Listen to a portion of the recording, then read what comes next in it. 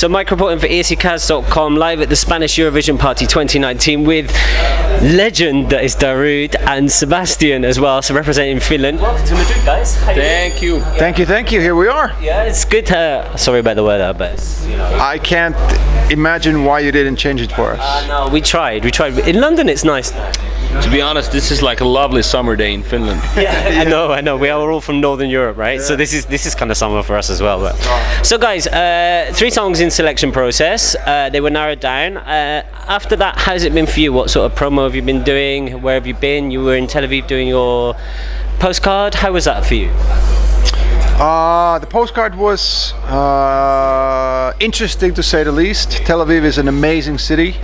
We did some quite wacky, cool shots from on top of a hospital, for instance, or on the helipad there.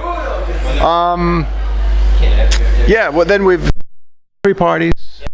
How was London for you guys? You kind of lifted the roof, and I saw you were dancing as well during the interval act. Yeah, of course. I'm like you just said earlier, when you get that only one drink of the night, of course, in you, the dancing feet start doing their thing. So, Sebastian, coming to you. So, obviously working with a big synth head, but a rock performer normally. How's that been for you, and how's that relationship work?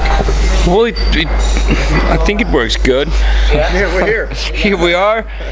But to be honest, you get on the stage, it doesn't matter if there's like a drummer and a bass player or whatever. It's the same thing we do. Yeah. And coming to you, Darude, out of all the history of modern dance, who's been most influential on you, and who would you put as your number 1 DJ? Well, no. DJ you can go back as far as you need to. DJ okay, Bobo. so my first actual contact to electronic music that I remember, like left a memory mark, is my cousin, older cousin, gave me a Jean-Michel Jarre album. That's going back a few years now. I know.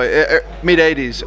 Magnetic Fields was the with the album, and I mean, I think the synth head in me was awakened at that point. But I mean, I always say that in my top 10 I have 100 or hundreds of acts and artists and producers. It depends, but just a couple of names. I've had the pleasure of meeting, for instance, the Faithless people, the Rollo, Sister Bliss and Maxi Jazz, and I looked up to them way before I was You're reliving my music. youth now, you realize that? Yeah, but then German Scooter, Westbam, members of Mayday, Marusha, that kind of like happy hardcore and German sort of techno stuff. Did you say Westlife?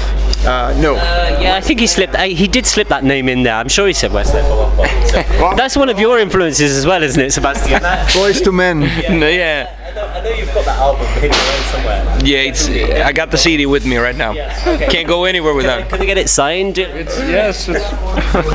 No, we shouldn't say that. Westlife are good boys. They are very professional for what they do. You know what? That's a brilliant segue, because somebody asked something like you did about how we work and why it works. But I think while he is the rocker he is, and he plays the guitar and he plays keys, and he's way more accomplished as a live musician than I am. But I think different live musician. Yes, true. But we both. The more I get to know him, our music tastes are, in a way, quite different, but at the same time we're all about music.